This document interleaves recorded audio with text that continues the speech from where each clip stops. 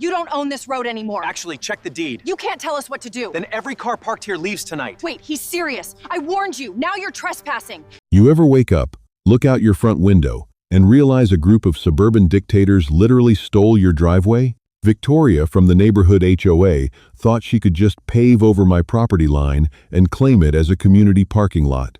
She didn't know I owned a commercial towing logistics company. So, I made 52 of their luxury cars disappear overnight. My name is Thomas Riley, and I am not a man who looks for trouble. For the last 10 years, I lived a quiet life on a 5-acre plot of land in suburban Colorado.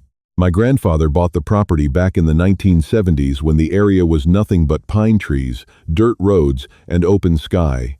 When he passed, the deed went to me.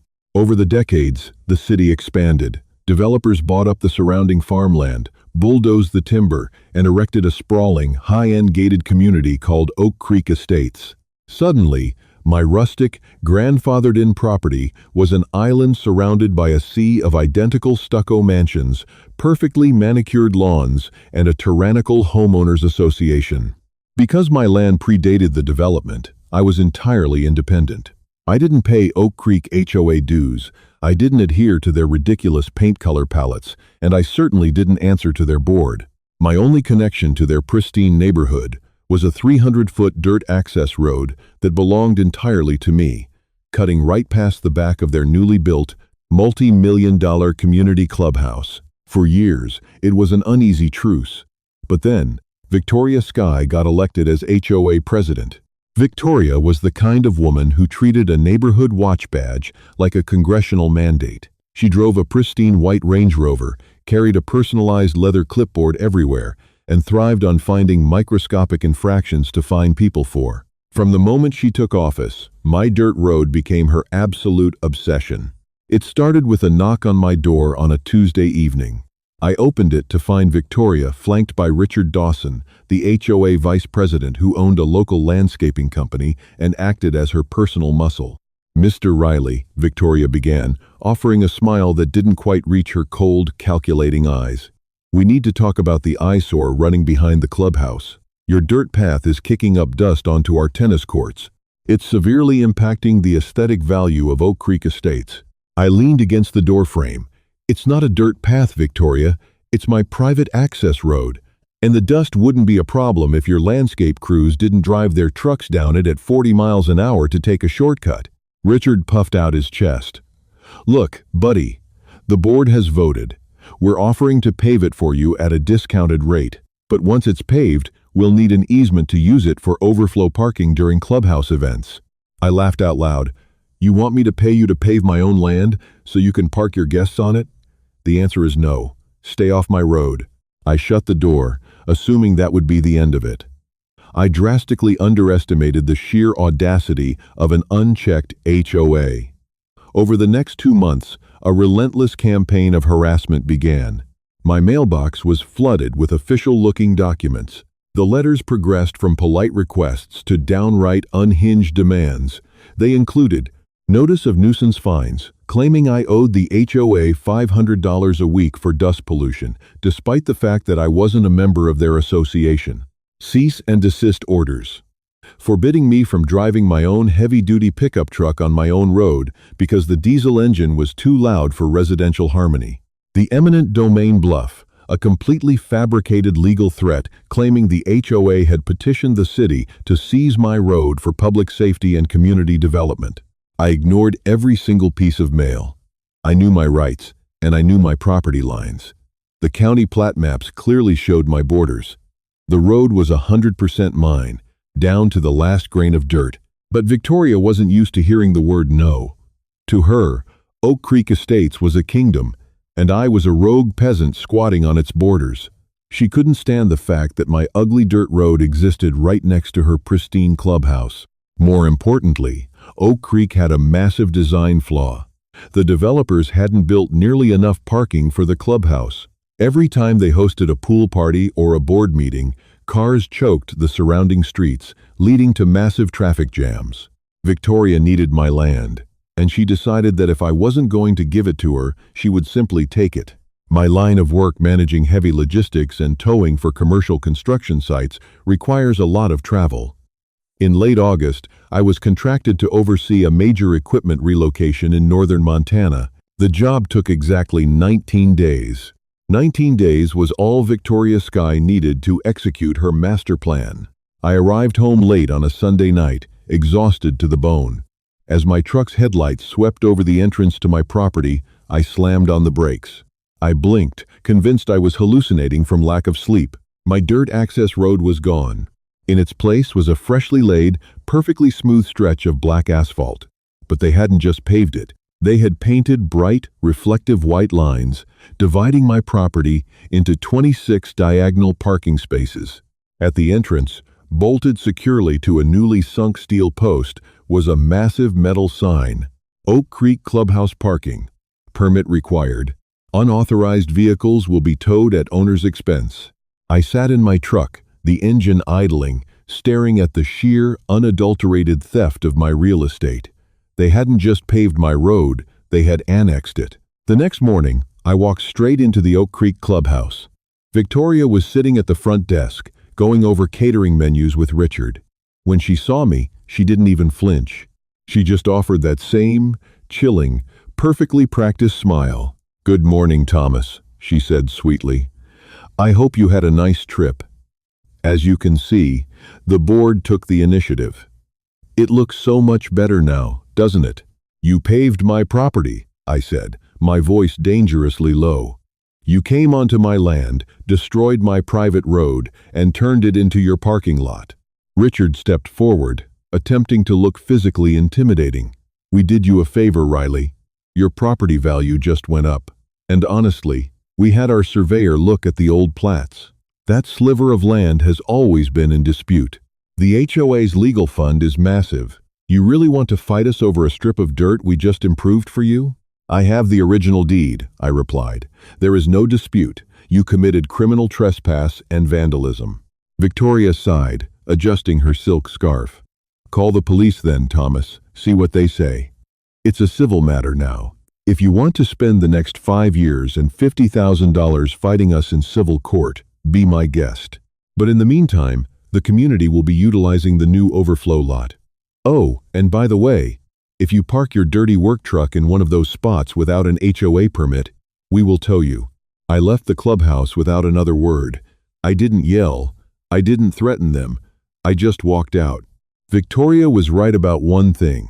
When I called the local sheriff's department, the deputy looked at the fresh asphalt, looked at my deed, and rubbed the back of his neck. "It's a boundary dispute, Mr. Riley. Because the paving is already done and they're claiming an easement, I can't just arrest her. You have to take this to a judge." That afternoon, I sat in the downtown office of my lawyer, Dave Henderson. Dave was a pit bull in a suit, a man who lived for tearing apart bad contracts. He took one look at my survey documents, the photos of the new asphalt, and the HOA's threatening letters. "They're insane," Dave said, leaning back in his leather chair. "It's a slam-dunk case, Thomas. They blatantly encroached on private property. We file a lawsuit tomorrow. We sue them for the cost of removing the asphalt, restoring the dirt, legal fees, and punitive damages. We'll bankrupt their little community fund." "How long will it take?" I asked. Dave sighed. "The courts are backed up. Plus, they have HOA insurance. Their lawyers will file motions to delay, request new surveys, claim adverse possession even if it's bogus. They can drag this out for 2, maybe 3 years. 3 years, I repeated, staring out Dave's window at the city skyline. 3 years of Victoria Sky parking her Range Rover on my land and laughing at me every time she drives by. "That's the justice system, Tom," Dave said sympathetically. "It grinds slow." I shook my head. "No, that doesn't work for me." I took my folder of documents back from Dave. As I drove home, a completely different plan began to form in my mind. The HOA had acted on presumption and power. They thought they were untouchable because they controlled the neighborhood, but they forgot what I did for a living. I didn't just understand the law. I understood logistics, heavy machinery, and the precise, brutal application of leverage. I decided I wasn't going to sue them.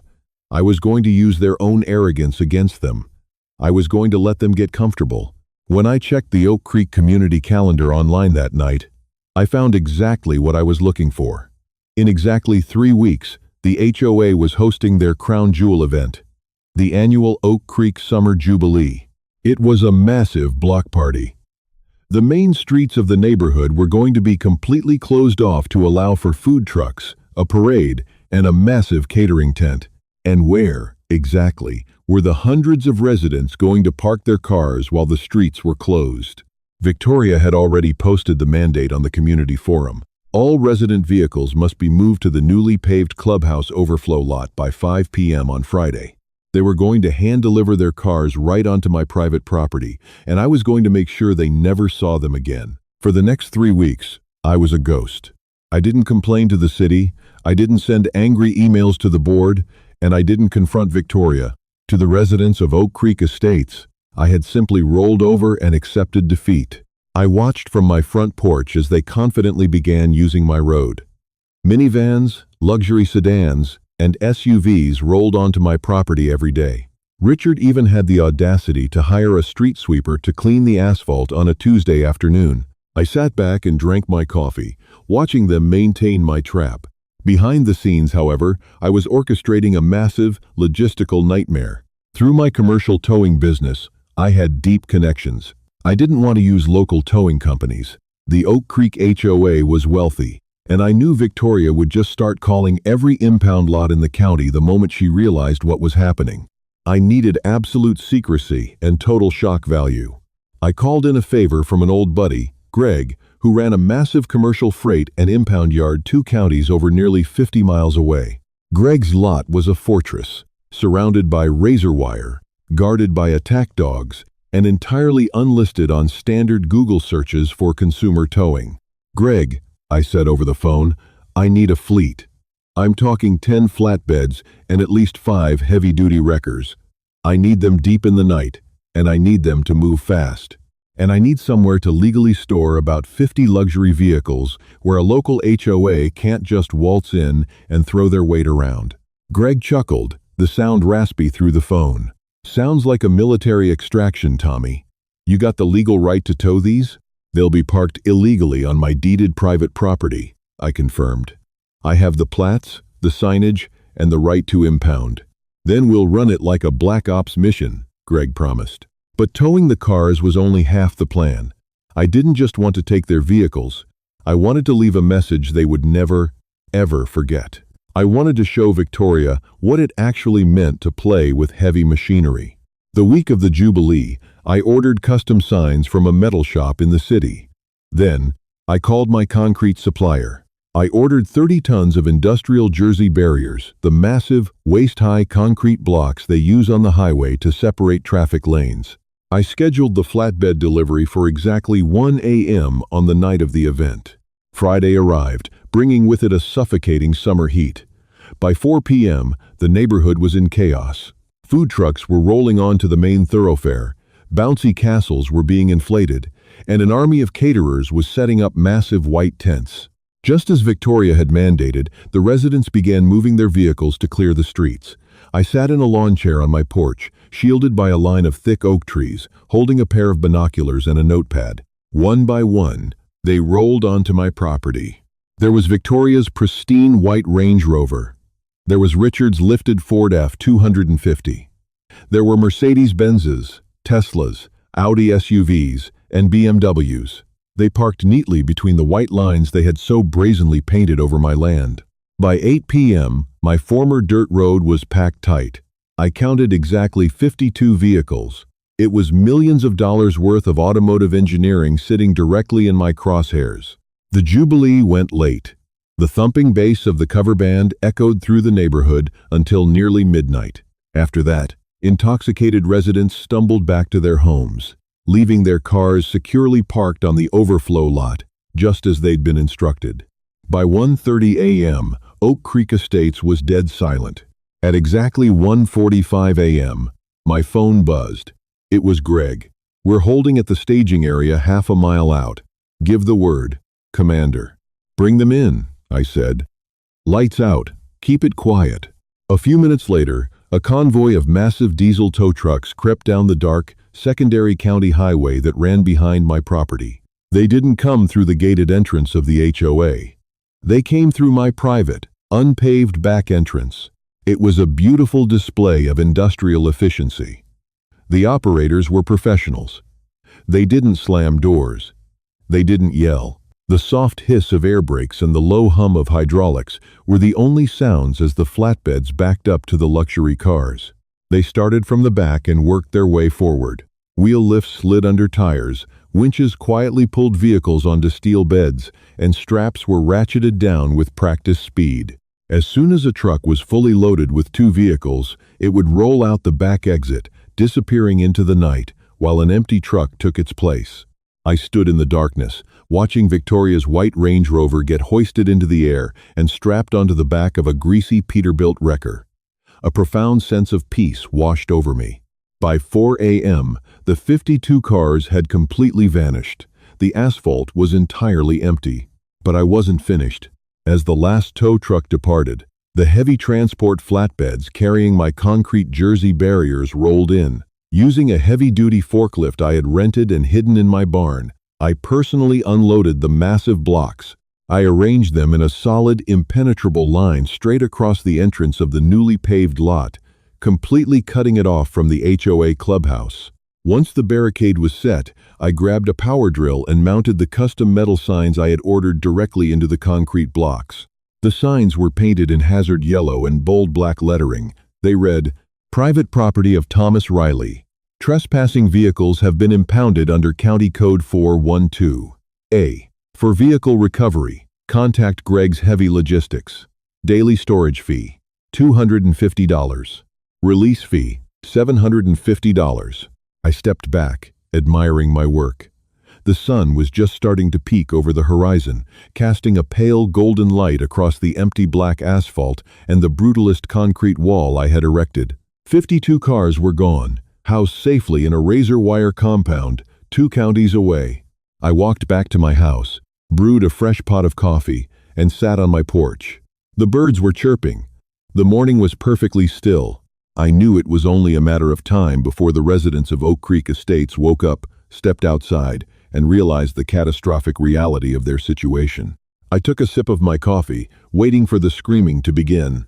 The screaming started at exactly 7:14 a.m. I was on my second cup of coffee, sitting on my porch with my rescue dog, Buster, when the first resident wandered out of their $1-million home to retrieve their car. It was a man named Gregory Powell, a corporate dentist who always wore pastel polo shirts. I watched through the oak trees as Gregory strolled down the sidewalk, an empty travel mug in his hand, casually pressing the unlock button on his key fob. He stopped dead in his tracks. He rubbed his eyes. He spun around in a full circle, looking up and down the street, assuming he had simply forgotten where he parked. Then, he saw the massive concrete Jersey barriers. Gregory dropped his travel mug. It shattered on the sidewalk, but he didn't even notice. He sprinted toward the newly paved, completely empty expanse of my property. He hit the concrete wall, stared at the hazard yellow metal signs I had bolted into the stone, and physically recoiled as he read the words, "Impounded, $750, release fee." Within 15 minutes, Oak Creek Estates descended into absolute anarchy. Word spread like a wildfire through a dry forest. Golf carts began zooming down the streets. People in silk pajamas and plush bathrobes were sprinting out of their front doors, clutching their heads in disbelief. A crowd of about 40 frantic, wealthy suburbanites gathered at the edge of my property line, staring at the concrete fortress and the barren blacktop behind it. Then came the sirens. Assuming a grand theft auto ring had orchestrated the heist of the century, half a dozen residents had simultaneously dialed 911. 3 county sheriff's cruisers came tearing into the neighborhood, lights flashing and sirens blaring, skidding to a halt near the clubhouse. Deputies jumped out, hands resting on their utility belts, expecting to find a crime scene. Instead, they found a mob of hysterical homeowners. I decided it was time to make an appearance. I whistled for Buster, grabbed the thick manila folder containing my deed, plats, and legal notices, and took a slow, casual walk down my property line toward the barricade. As I approached, the crowd parted. Victoria Skye was standing at the front, flanked by her muscle, Richard Dawson. Victoria's usually flawless hair was a mess, and her face was mottled with a furious, blotchy red. She looked like she was about to have a stroke. "You!" Victoria shrieked, pointing a manicured finger at me. "You stole our cars! Officer, arrest this man immediately! He is a thief and a vandal!" The lead deputy, a stern-looking man named Sergeant Miller, held up both hands to calm the crowd. He turned to me. "Mr. Riley, care to explain what happened to 52 vehicles overnight?" "I certainly can, Sergeant," I said calmly, leaning my forearms against the cold concrete of my Jersey barrier. I slid the manila folder across the barrier toward him. "A few weeks ago, this HOA illegally trespassed onto my deeded private property and laid asphalt without my permission. Yesterday, they orchestrated a mass trespassing event, parking over 50 unauthorized vehicles on my land. Under County Code 412A, as a private property owner, I have the right to remove unauthorized vehicles at the owner's expense. I hired a licensed commercial towing dispatcher to clear my property of the hazards." Sergeant Miller opened the folder. He reviewed the plat maps, the property lines, and a copy of the warning letter I had sent Victoria weeks prior. He looked up at my hazard yellow signs, then looked over at the empty blacktop. "They were parked on his side of the property line?" Sergeant Miller asked Victoria. "It's a community overflow lot," Victoria yelled, her voice cracking. "We paved it. We claimed an easement for the Jubilee." "Did a judge grant that easement, ma'am?" the sergeant asked, his tone hardening. Victoria faltered. "Well, no. But our lawyers are filing the paperwork." Sergeant Miller closed the folder and handed it back to me. He turned to the crowd of furious residents. "Listen up, folks. There's been no grand theft auto. Your vehicles have been legally impounded by a private property owner due to unauthorized parking. This is not a criminal matter. This is a civil dispute. If you want your cars back, you need to call the number on those yellow signs." The crowd erupted in outrage. "My golf clubs are in the trunk. I have a flight to catch at noon. Do you know how much a Tesla costs?" Richard Dawson stepped forward, his fists clenched, his face purple with rage. "You think you're smart, Riley? I'll bring my excavators down here right now and smash these concrete blocks into dust. Then I'll beat you to a pulp." I smiled, a cold, hard smile. "Richard, if a single piece of your heavy machinery crosses my property line, I won't call the police. I'll call the EPA. I know your landscaping company dumps chemical runoff into the creek behind the county line. How about we look into your business licenses while we're at it?" Richard froze, the color draining from his face. He took a slow step back. Victoria, completely unhinged, grabbed the concrete barrier. "You will bring my Range Rover back this instant, Thomas. Do you hear me? The HOA will sue you into oblivion. We will take your house." "You can try, Victoria," I replied, turning my back to walk away. "But right now, I'd worry about how you're going to explain to your neighbors that you just cost them thousands of dollars. Have a great weekend." Getting a car out of a commercial impound lot is never a pleasant experience. Getting one out of Greg's heavy logistics yard was a downright harrowing ordeal. Greg's lot was located 50 miles away, deep in an industrial sector near the state line. It wasn't designed for retail customers. It was designed to hold repossessed big rigs and impounded construction equipment.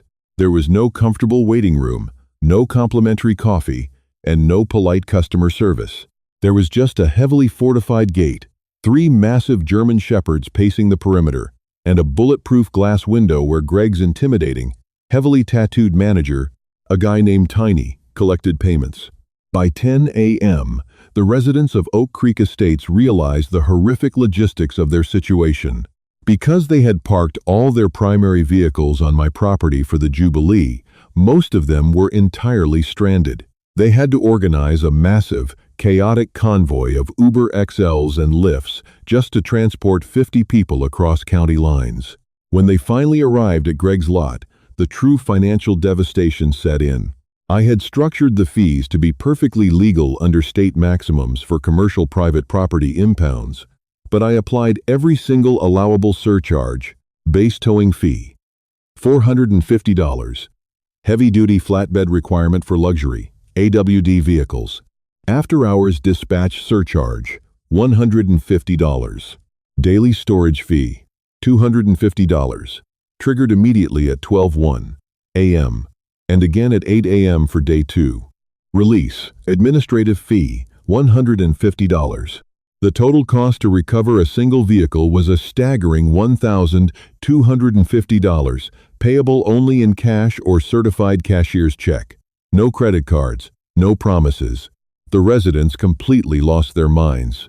Tiny sat behind the bulletproof glass, chewing on a toothpick, ignoring their screaming and threats, simply tapping a sign that read, "Cash only." No negotiations. But the real drama didn't unfold at the tow yard. It exploded at 4 p.m. back at the Oak Creek clubhouse.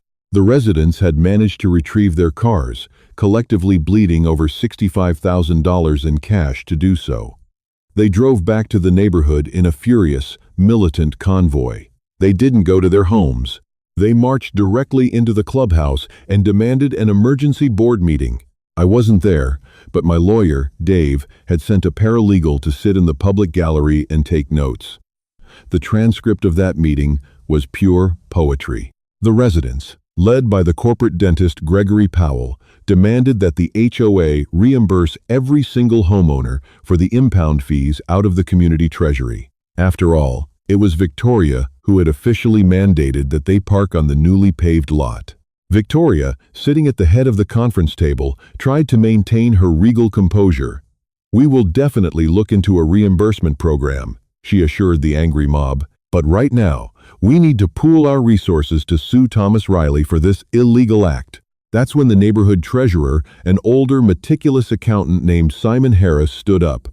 He was shaking, clutching a stack of financial ledgers. "We can't reimburse anyone, Victoria," Simon said, his voice trembling over the microphone. "And we certainly can't afford a massive legal battle." The room went dead silent. "What are you talking about, Simon?" Gregory Powell demanded. "We pay $400 a month in dues. We have over $300,000 in the reserve fund." Simon adjusted his glasses, sweat beading on his forehead. "We did. Until 3 weeks ago. Victoria bypassed the standard bidding protocol for the new overflow lot. She authorized an emergency beautification expenditure." Simon held up a finalized invoice. "The paving of Mr. Riley's road cost the HOA $240,000. It completely wiped out our emergency reserves and our legal retainer." The crowd gasped. Paving a 300-foot strip of dirt shouldn't have cost more than $40,000, even with premium materials. $240,000? Gregory yelled. "Who on earth did we hire to pave it?" Simon pointed a shaking finger at the vice president, Richard Dawson. "We hired Dawson Paving and Landscapes, Richard's company." Pandemonium broke out. It was the ultimate twist, the dirty little secret driving the entire conflict. Victoria hadn't just been trying to steal my land for parking. She and Richard were using the emergency project to actively embezzle community funds. Richard heavily overcharged the HOA for the asphalt, and it was highly likely he was kicking a percentage of that profit directly back to Victoria under the table. They had stolen my road to steal from their own neighbors. The residents practically rioted. Chairs were thrown. Richard tried to sneak out the back door of the clubhouse, but was cornered by 3 furious homeowners who threatened to hold him until the police arrived for fraud. Victoria broke down in tears, screaming that she had only done it to protect the property values of Oak Creek. By the end of the night, the police were called back to the neighborhood, this time to escort Victoria and Richard out of the clubhouse for their own safety. Monday morning, the legal onslaught began. But it wasn't the HOA suing me. It was me dropping the hammer on them. My lawyer, Dave Henderson, filed a massive civil lawsuit against the Oak Creek Estates Homeowners Association, Victoria Sky personally, and Richard Dawson's landscaping company. We hit them with everything: criminal trespass and property damage, harassment and extortion, fraudulent claim of eminent domain. Simultaneously, a group of outraged Oak Creek residents filed a class action lawsuit against Victoria and Richard for breach of fiduciary duty, embezzlement, and gross negligence. Because Victoria had initiated an illegal construction project without proper permits or valid property surveys, the HOA's liability insurance provider immediately denied their coverage. The insurance company sent a beautifully worded letter stating that they do not cover intentional acts of fraud or deliberate trespassing. The HOA was entirely bankrupt. They had no legal defense fund, no insurance umbrella, and a mutiny on their hands. 2 weeks later, Dave and I sat in a high-end mediation conference room in downtown Denver. Across the table sat the newly appointed interim HOA president Simon Harris, the nervous treasurer, along with their desperately panicked legal counsel. Victoria and Richard were not present. They had both stepped down from the board and were currently fighting to keep themselves out of federal prison for wire fraud. Simon looked completely defeated. "Mr. Riley, Mr. Henderson, the association is broke. If you take this to trial and win punitive damages, you will force the HOA into bankruptcy. The neighborhood will fall apart. We are begging for a settlement." Dave leaned forward, sliding a single sheet of paper across the polished mahogany table. "Tom isn't a vindictive man, Simon. He just wants what is rightfully his, and he wants to be left alone. Here are our terms." Simon picked up the paper and read the conditions aloud, his voice barely a whisper. 1. The asphalt stays. The HOA officially relinquishes any and all claims to the paved access road.